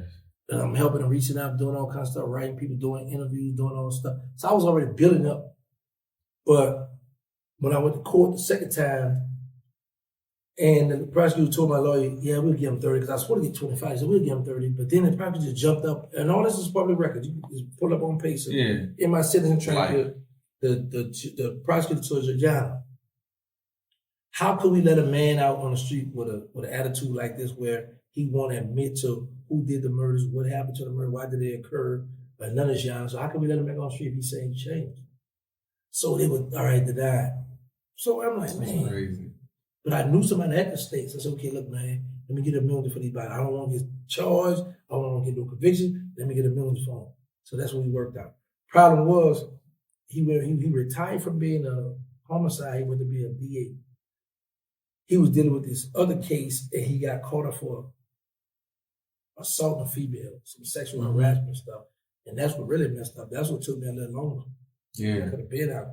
But everything was in due time. But all this stuff is public records. We know people make their own assumptions. And the crazy part about it, because it's me, I don't believe that, but I got cases where there's some guys in my city called the Seven More Soldiers. They killed witness. They shot a little girl up on a bike and all this. They had a crackhead. They had life. Mm-hmm. When the law changed, they got out. Right. They don't be doing no interviews or none of that, but they all out. But they had a wild case, murders, wild and all that, and they got out. But, I guess because it meant I'm on the internet, making money. It's so much hate. But you know what's crazy? Still eating. The people stop hating and just start thinking, rational. I know, but I've been. See, you gotta be a real motherfucker. I done been through the same type shit. So I know what it feel like to be in that predicament. I learned this too. There's so much jealousy and hate on the internet. Yes, it is. You got guys that been out here way before me that was doing stuff on the internet, and it's like, I come on and find a formula. So instead of finding my blueprint, you're always trying to find some kind of flaw to try to bring me down. But the problem is, I learned when you bring up rumors, you say stuff about me, I don't run from I run to it. Mm-hmm. So when I run into it, now they shot. But they've been plotting and planning, they be coming with all kinds of, and it started from Birdman. So it's like I said, Birdman. No, I think Boosie. I like Boosie, but Boosie I be mad at him sometimes with shit he be saying. He overdo stuff. He do. It's the Boosie. He got that big platform with Vlad. He always saying shit about you. But I be liking it though. Keep my name going. Yeah. Nobody knew who I was. They heard my name, but they didn't know who I was. He's saying it. So I was but Vlad, it's not really Boosie. It's Vlad. The Vlad's in the question. Yeah. But I asked him a question the other day. Yeah. He said. He played a clip about you. He's like, Terrance Williams, what are you talking about? You said something. He confessed it to Boosie. He said, why he even talking about it? It was like a murder or something. Slim. Oh, yeah. So my thing is this. And now, it's going back to what I told you. I say, come out the tunnel vision and look on a broader view. So now, Boosie, you saying don't speak on this Soda Slim because this dude got family member. Okay. Soda Slim got family member. Soda Slim got people who want to know what happened to my people. What really? Because if you looking over here thinking this one hit your people, but all about this one hit your people, and they smiling in your face. So now as a civilian, I'm not going to just straight say, oh, this one, because I know but still it's like, hold on, this is the real story. Mm-hmm. This is what really happened, right? Right. And they got a channel now. Oh, yeah, that was what it was. Yeah. So the crazy part about it, after he said I shouldn't have been doing that, he come right back and talk about the dude who got hit up. Yeah. I said, man, this stuff is crazy, but I love what Boosie do. Then you interview Marlon Mike? Yeah, he thought I was trolling, right? But let me tell you something. I didn't interview Sammy the Bull. I interviewed Marlon Mike. I interviewed Jaguar, right? I said, Charleston White. Terrance, he being petty interview Marlon. Yeah. Say, bro, but people gravitate to me, bro. Yeah. And they be like, hey, man, let's do it. All right, how you want to do what you want to do? Now, I could have got on some messy stuff. You could have got crazy, yeah, but I was like, that's not my intention because I know a bunch of youngsters is watching me. Mm-hmm. So I don't. We watching. I don't never want to lead nobody into that street stuff because I'm like, man, I'm on this stuff. Yeah, I have my fun. I troll. I do what I do, but I'm doing this stuff so I can pay my bills. Exactly. Because I don't have no help. I don't have nothing. So this is how I make my living. But I'm also cautious that them youngsters watching me, and I know one wrong thing I say, they're gonna be like, "Oh, Gangsta say this is let's spin them." Gangsta say, Terrance Gangsta, you know what I'm saying? Because you got BG, Wayne, Juvenile, Trick, all these guys have rapped about me. Right. So I got, and I know that people watching now. Like, bro, when I first started hitting me, we was in Dallas at the Walmart, me and my mother. One guy can't give me some doubt. Another guy can't give me some doubt. And a big guy come to me and give me doubt on him. Mama said, all right, now tell me, we ain't got no guns now, baby. What's going on? I said, Mama, he saw me on YouTube. so I started, yes, you know, because we be like, we can look at it like, okay, I just get on YouTube. You know, amazing. You think motherfuckers think about this? Bro, I just don't, because my mind don't beat up. My mind be on free. I got my mother. Yeah. You know what I'm saying? And I'm free. So I don't be thinking to try to, you know, have all these bodyguards and, you know, the children. Bro, did you see the video I went to Shreveport? Yeah, I said, look out there in Shreveport. Man, shout out to Shreveport, bro. Shout out there in Shreveport. Look at him. Shout out to Big Papa, too, bro. Shreveport. I watched that interview, too. I seen that. So much love, bro. That was a good interview. You saw that was downtown? Yeah, I seen all of it. Man, bro, you thought I was a rapper. It was asking you about BG. I was like, okay. Man, bro, everybody, all my older men, they love BG. Man, shout out to 50 Cent 250, bro. Yeah. Bro, I was in the midst of this stuff. I was right in the middle. Nobody got shot, and it was a bunch of little steppers out there. $500,000 on security. Man, I was happy digger. When we come out, I had Eric Nara with me. When we come out the hotel, the police was right there. It was lit out there? Man, it was lit out there, bro. Man, and listen, show this. Think about this. Thursday, Friday, Saturday, Sunday, an event that long, bro. Damn, Thursday, Friday, Saturday, Sunday. Man, listen, I was sad when 50 Cent. 50 Cent laid it out, bro. I seen P out there, baby. I seen everybody. All of them was out there, man. And Dave Chappelle. I saw the Bubba Dub from out there, who be on there. Trash. Oh yeah, he was out there going to the dome. Man, trash. Yeah. Man, I saw him out there, bro. He was going to they had a parking lot. He took a big tent and made like a little club out of it. Mm-hmm. And bro, it was just the thing was this: you didn't have to go to spend money, go to the actual events. It was so much stuff going on all around there, where they had stuff for free. They're gonna check you before you go. But under this bridge, it's like a long strip where it's blocked off, restaurants and all that down, but you could just go hang out right there. What's your thoughts on I'm gonna ask you about a couple current events. Drake and Kendrick. I'm a Drake fan. I got an OVO channel. Me too. We lost. Yeah. Kendrick got us. I was mad that Drake ended with this old corny. Yeah. Come on, Drake. Don't that push-up. I don't know how they want to fuck with that. Push-up was hard. Man, but Kendrick, and the crazy part about it, I felt like Kendrick cheated because who you know in the rap battle ever used somebody's lyrics in battle, you know? And then on his last diss, that's when they not like us, the Dr. Dre beat and the rap and bro, he cut up, bro. That song is hard, but it was a lot of bots. But let me just say this. Let me tell you what's crazy. When I was in jail, when Drake was beefing with Meek Mills, guilty. But let me tell you, even though I liked it, Drake, let me tell you what I was kind of mad. I was like, you got to go pump me holler. How you going to let me run it down here and I ain't from around here? And I started that. So he way from Canada, but the United States showed him so much love and all these fans he got. And I was kind of mad when he made that little line, how you going to let me run it down, I ain't from around here? Yeah. I'm like, wow, that's a slap in our face. But that was a classic, man. Yeah, back to back. Yeah, with him. Yeah, I love that back to back. Yeah, trigger fingers turn twit fingers. Yeah, bro, getting bodied by a sick. I was like, well, Kendrick. I say Kendrick. He had the better song. Yeah, he had the hit. I think Drake had better songs overall. Kendrick had that whole. Yeah, that hit. They got him. Ain't not like us. Man, that thing, bro, to play it all over. Yes. This man has a diss song become a regular song. In a club, everybody playing it. Damn. I was so fucking mad. My friend was playing it every day. I'm like, damn. Yeah, I had to go through it too. But I was like, the great Drake. Yeah, bro, you win some, you lose. That's what happened, bro. Them giant, every good thing must come to an end. Yeah. But I don't think it hurt his rap career because he got millions, he got fans that when you make good music, gonna still jam to that. Because Pusha T crushed it. So many motherfuckers. But it was like all these dudes went at Drake at one time. Like, gotta be I ain't like hate. that. I was saying it was hate. Yeah, because All these dudes. it was this. Like, for example, would be, I got so much hate on the internet, right? Yeah. So all my ops will get together, come at me. So I'm That like, was okay, crazy. I see what y'all do, so I'm gonna pick y'all off, boom, boom, boom. So that's what they did with Drake. Drake. It was so many people that didn't like him. So when Kendrick was, it's like we fight and he kind of got, I'm gonna jump in now. So they, you know what I'm saying? They started coming at the man. Metro. You know what I'm saying? I ain't like that J. Cole back about him. Yeah, that was crazy. You know what I'm saying? He apologized, got about it. Yeah, I'm like, I guess that was a smart move for him. It was. I ain't know that shit got real. Back they were dropping tracks back to back. Yeah, bro. Then you got Rick Ross on the sideline trolling.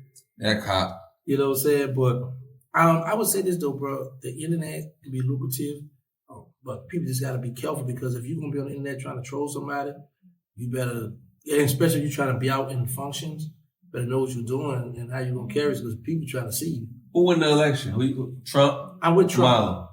I'm a Democrat, but I like Trump. You won?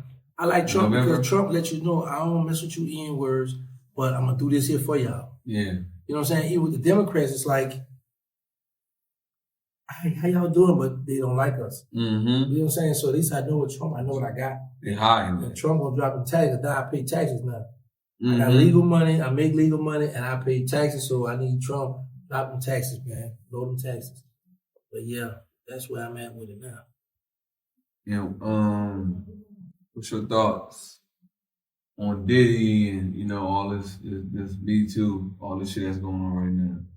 I Like got everybody me too. turning That's back some on girls gonna Diddy? take it for me. Yeah, a lot of people talking. That's what I'm saying about the social media game. Like one day they'll rock with you. The minute something bad come out, everybody going against you, they'll jump on that wave. And I'm like, that's some fake. You was a fake. That's fake.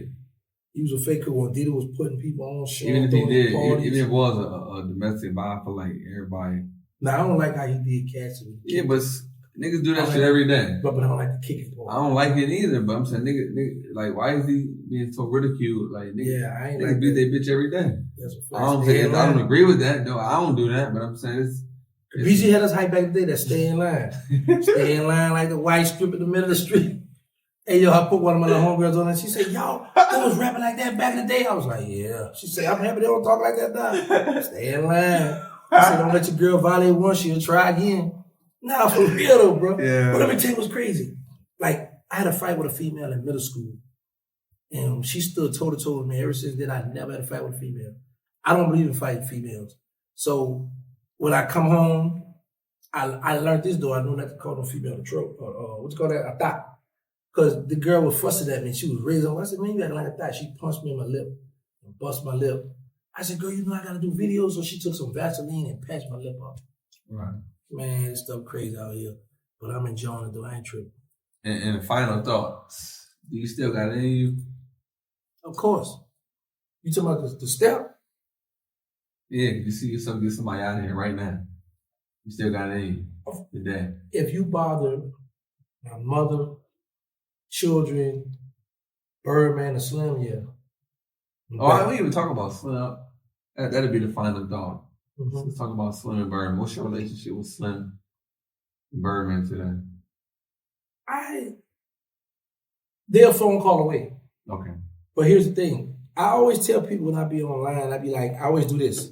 If you ever saw me do like this, put your pride to the side, right? Call, right? But that don't apply to me. Because I feel like after doing 23 years, 10 months. These your brothers though, right? Yes. This is my platform. I got a small platform. Explain to them who Slim and Birdman is to you. They don't. Birdman and Slim, the owners of Cash Money Records, those are my brothers. They're the same father. I was very influential in the start of Cash Money. There's documents, rumors that I invested in Cash Money. But it's a known fact that the street hot boys, me and the rest of us, we should protect the rappers. Like people wouldn't, like we used to pull up on people behind BG and Turkey. Yeah, we used to protect them. You know, so it's a girl went to trial, and in the trial, the girl testified and said I was a hitman for Cash Money. So there's a lot of documents with me and Cash tying me on Cash Money. Like in my factual base, they wanted me to plead guilty to investing in Cash Money. I was like, no, I ain't doing it. It was like, okay, we're gonna waive it. But they thought later on I would come back and cooperate to take them down. I'm like, come need some black brothers that have made it. No, we ain't doing that. No, indeed. My brother. I'm gonna die in prison. But I will say this, they had an open book for me. Meaning like their accountant in Manhattan, in New York, I would call the accountant office, hey, send me 20,000. She used to say, you was in jail. Yeah, she would tell Brian, hey, Terrance, send it. But then him and Brown got together. Look, whenever he called, just send it to him. Don't ask us. Him and Slim and Baby got together. Birdman got together and told the accountant, whatever he called, ask for, just send it. Don't tell us, just send it. Is Birdman really a gangster? Yeah. Well, that's another thing. No comments from Wayne. Let's say this here. We want to know. That's my generation. I need to know from you. You know, you're the big homie. Yeah, you know, I got read about you so much, Magnolia. Yeah, but one day Wayne, Holly Grove. I might want to do a song with Wayne. He might be like, you sure? I always say this. I've never saw Wayne sell drugs or shoot nobody because he was young. Shot himself. But I didn't even know about that. He was younger. Listen, when I left, Wayne used to be at the hotels with us when it's going on tour, watch bring women there. We used to bring drug sales, the guns and all that. He was around all that. But when I went to the feds, one day I called home. I called Wayne's phone, my bad. I said, what you doing? I'm about to bring my girlfriend on. I said, your girlfriend? What y'all was doing? He said, you know.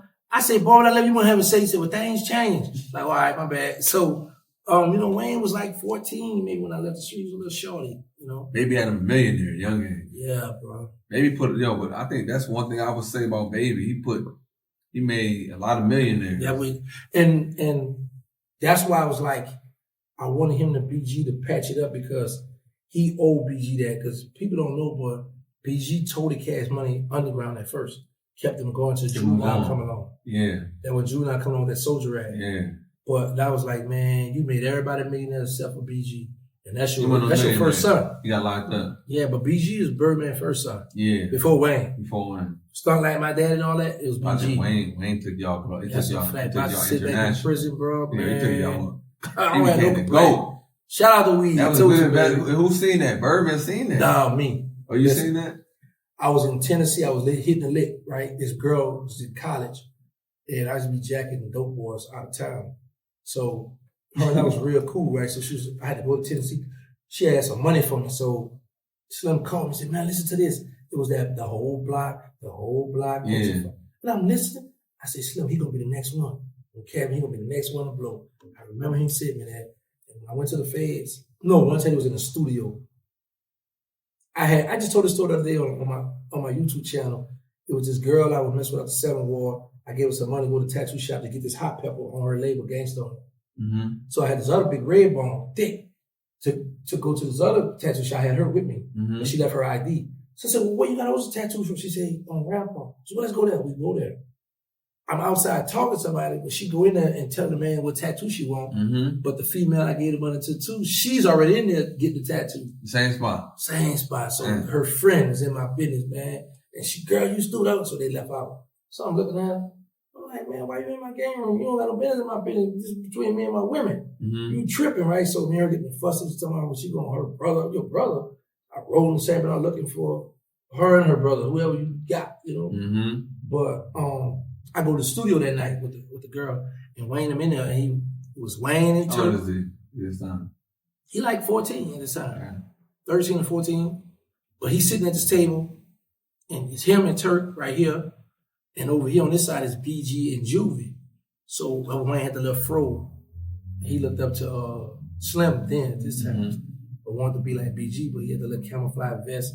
And he rapped for me. I was like, where you get that from? You know, I don't know, I'm just gifted, I'm just talented. I was like, all right. And, kept going, bro. So while I was in prison, every time I saw a video or heard a song, I was happy because I was just sitting back. You knew it was going to be great.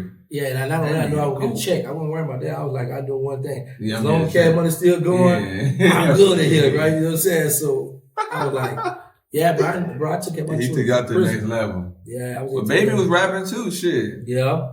Like Father, like Son. Baby kept that shit alive, boy. Yeah, he held it down, yeah.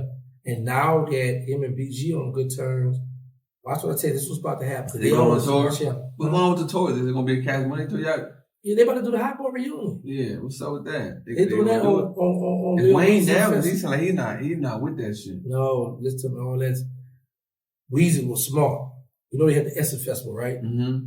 So in Weezy mind, in November, I got the Lil Weezy Festival. Mm-hmm. So why would I have a hot boy reunion for the Essence when my festival coming up? I need tickets to be sold. Yeah. We're gonna do the hot boy reunion here. So what happens is this: Wayne, we know BG and Turk got their little thing going on online. Yeah. I don't know, but what's going on? Well, they got their little beef going on. Birdman don't like Turk. So now the thing is, BG and Birdman in cahoots. They try to block Turk out. Yeah. But Wayne see the bigger picture. I need these tickets to be sold. I need to look good. So listen, Jizzle, put that to the side, man. Let's come together. I need y'all get on the stage. So they talking right now. But I seen BG just saw y'all. Me too. BG and I've seen him diss everybody. Yeah, that's not got a big check. He did Birdman. Yeah. He dissed you, dissing everybody. I'm like, yeah, that was good because guess what? I made a good check. I made $18,000 that month on BG. Let's run it. But the thing is this though, bro. Now that BG and Birdman together now, this is what's about to happen. This is what's about to happen. BG gonna sign as a solo artist to this other company who Drake with. But watch BG, and BG gonna work a deal where Chopper City Records gonna go up under Cash Money like how Young Money and all that. Watch what I tell you. That's what they doing. They listen to my stuff because I've been an orchestrator. I've been. Hope Chopper City Records blow for sure. He got a bunch of youngsters. I told him to look at them youngsters. I'm like, I'm online. I'm like, bro, get them youngsters. Yeah. I'm like, cause they listen. Everybody respect BG though. Yeah. Gucci, everybody, he came out here showing them love. Yeah. He come out, but I like he came home and he focused and he doing his thing. And like I tell people, just like in prison, as long as Cash Money was going, I was getting checks. It's back to the same thing, but I'm on the streets now. As long as somebody from Cash Money or one of the hot boys still do that, I can do my videos. Mm-hmm. So I'm gonna be good until I can get to my movie and the music. Right. I got an artist that I'm working with. He got a hot song. I haven't told people who he is because I don't want his success, his talent to interfere with what I got going on. Because some people might be like, man, you signed to a rap or gangster rap. But you can rap good, you're doing good, but I ain't gonna mess with you because you mess with him. So I don't let people know who my artist is and let him do it because I got a mean plan. By the time he do his thing, I get the million, this deal I got that I'm putting together, they don't be able to come out and say, I told y'all so. Yeah. I can kick back there and the joke gonna be on them. On y'all, yeah. But right now, my focus is doing the movie. Okay. Because I wanna retire from the YouTube. You want to retire? All that money you making? Yeah, I want to retire because I want to go in the movie. Think about this here. I work too hard on YouTube, whereas I can put one movie out make triple that. Yeah, you can. You know what I'm saying? So, and then I want to pass it series on out to the though next. too. Yeah, on Netflix. That's what I plan to do. But then you also, I see motherfuckers do series on YouTube. That's what I'm doing my reality show. I got my reality show on YouTube. Like you know, making a bag right now. What's his name? Fat dude with the could have been rapping on YouTube. Oh, you talking about they won sponsor. He said, what's his name? Drewski, yeah. Drewski, he making millions off YouTube. Yeah, you know my little buddy, show. The ugliest rapper alive from Atlanta. Yeah. I be telling him, he's calling me, what's up? I don't talk to him. No, he on the show, but I always talk to him on the phone. Check he making millions off YouTube. Big boy. We couldn't get a sponsor. Got that bag. I'm do it myself. Now he cutting up. That's a fact. That's what I do on my reality show. I was tired of playing, tired of talking about it. I went on and got the cameras. Let's do it. And we just was freestyle to start rolling. It's on my channel. Everybody love it. Got good reviews. Yeah. So I was like, you know what? I'm gonna run it again. Where's that? It's on my YouTube channel. On YouTube. It's called, first it was gonna be called Life After the Feds. But then I was like, nah, because I might want to put other people on the channel. Mm-hmm. So I said, okay, it's gonna be called Life After Prison. That way I could cover state and federal people, right? Right. But at the last moment, I was like, you know what? Survive Without Birdman. That's what it's called, Survive Without Birdman, because it's like, I'm home now, survive without them. Yeah. You know what I'm saying? So I just named still that. Doing good. Yeah, you know what I'm saying? So, what I'm happy about, when I talk to the average youth, that I had 2 jobs since I've been home. Mm-hmm. I worked in Roanoke out there by Fort Worth, and NFI at a Colgate warehouse. And then I got a job at Tyson from 11 to night, 7 in the morning. I got a job there. So I can honestly, when I'm in front of these children, I can tell them, I used to work, I had a job, get y'all a job. Mm-hmm. Because you got some guys that'll be like, man, get a job, get out these streets. And they never worked in their life. So I was one like, man, I don't want to lie to these children. So I got a job, got my W-2, I filed taxes. I was mad because, I heard how you get $8,000 when you carry the children. I ain't about the children to carry. So I was like, man, But just the fact that I was able to file taxes, I'm a civilian. Mm-hmm. I'm able to file taxes, man. Shout out to Fast, man, from Real Life Street Stars who gave me the name civilian. Yeah. But yeah, man. I thought Boosie told you to stop calling yourself gangster. Yeah, that's how I got the name. Boosie said, take that gangster off your name. So when I was doing Real Life, I was like, well, man, Boosie said I can't say I call myself gangster no more. So they was like, well, you a civilian. For that. I respect that, man. I respect. That's funny. You funny as hell. Yeah, but let me tell you what's crazy. Boosie confused me because Boosie was on the other day. Man, gangster, you back calling me gangster? Because look, when he was mad at me that time, he told Vlad, man, don't say gangster name. I didn't even answer no question. All right, well, Terrance. Yeah, man, what? But now, man, gangster, man, be trolling, man, gangster, man, gang. Bro, what she said? I'm confused. Can I have a name back or what? Yeah. You know what I'm saying? But, man, can he have a name back or what, Boosie? Yeah, man. Boosie. Call me, Boosie. Text me. You know we friends. I love Boosie. I listen to his music every day. Man, Boosie. Welcome to the mind of a maniac.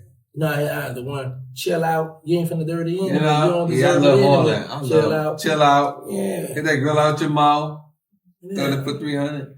You know, what's some closing words you got for the youth? Some knowledge for the youth and we end this. Oh, yes. I want y'all to pay attention to this.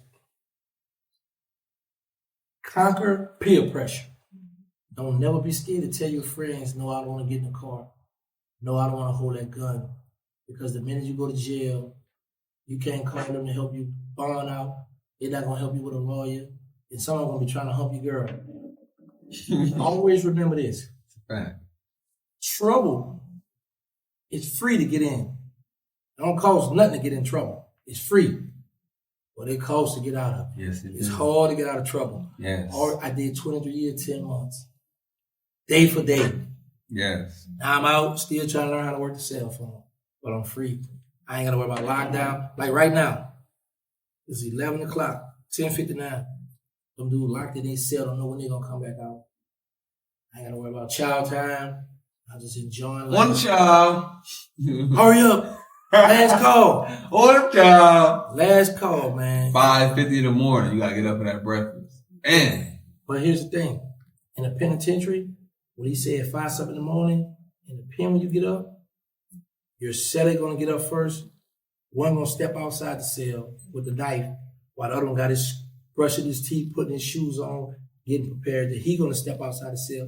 The other one step in, use the bathroom, brush his teeth, put his shoes on. You're going to be up all day in the pit. Ain't no taking no nap because a war might jump off. And you got to be prepared. Or you might go sneak and tell your homie, I'll take a nap right quick. They'll hold you down by your, just watch the door and all that for you. But that crazy. It's hard living in a prison. I've seen guys get killed, shot to go home. I've seen guys that were shot to go on stay somebody to get more time. I seen police kill dudes, man. Yeah, I've probably seen it all, man. Yeah, it almost killed me a couple times, but they kill your ass in there. There's no guarantee that you're gonna make it home when you go to so. All y'all young dudes that's out there, taking them chances. It's cool, but I want y'all to understand that the ramifications of them actions is you might spend the rest of your motherfucking life in prison, or it's a good chance you're gonna get killed. That's just what comes with the streets, man. Jail or death. That's it. There's no other in between. You're gonna either die or you're gonna be in jail. And you can die in jail easy. Facts. Niggas die every day in jail. Police slapping the shit out of niggas. And you know another thing too?